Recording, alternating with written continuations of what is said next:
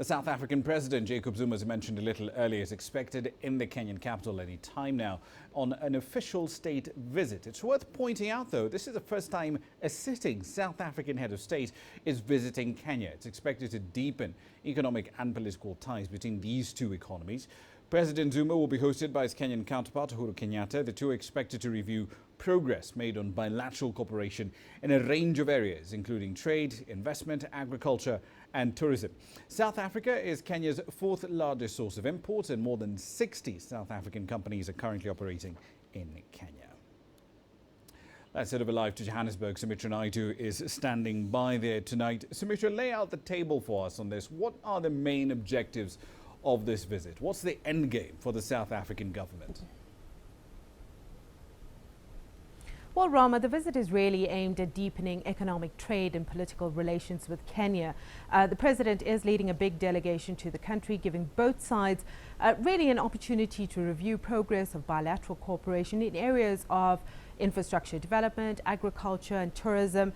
Now, there has been a concerted effort from South Africa to do more intra-Africa trade. And Kenya, of course, being the biggest economy in East Africa, it's important for South Africa to enhance trade relations in particular.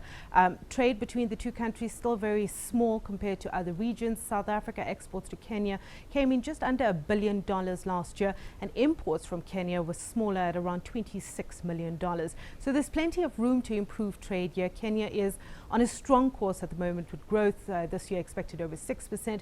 And this growth has been good for South African companies entering and expanding there. As you said, over 60 companies, South African companies, operating in Kenya.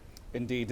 Let's talk about that trade issue. South Africa's got some uber stringent visa policies, and that's a major sore point for Kenyans who travel to South Africa to work there, to actually be tourists and so on and so forth. Since South African nationals do get visas on arrival here in Kenya, is there political goodwill in South Africa to reciprocate that policy? Well, it is a rather sore point, and the political tit-for-tat that we saw over this visa issue a few years ago has been a rather costly one, not only for leisure and business travels, but on the whole trade ties between the two countries. Kenya, of course, has relaxed most of the rules since. South Africa, though, is taking a bit longer, but there does seem to be more political will coming from South Africa and removing these barriers, or at least we're seeing that. Earlier this year we saw some progress, South Africa easing regulation for students coming from Kenya, offering them permanent residence while studying critical skills. Transit visas have also been scrapped. There was an agreement to extend the 10-year multiple entry visa as well, and for officials as well. There's ongoing moves to waiver the tourist visa now as well. Fees are still high, though, for Kenyans coming to South Africa, which of course is a sticking point between the two countries. But the Department of Home Affairs says there's ongoing discussions with the suggestion that this will come soon. Indeed. One last question for you. On average, monthly imports by Kenya from South Africa have fallen by over 20% this year compared to the window between January and July 2015. What sectors have been hardest hit and why?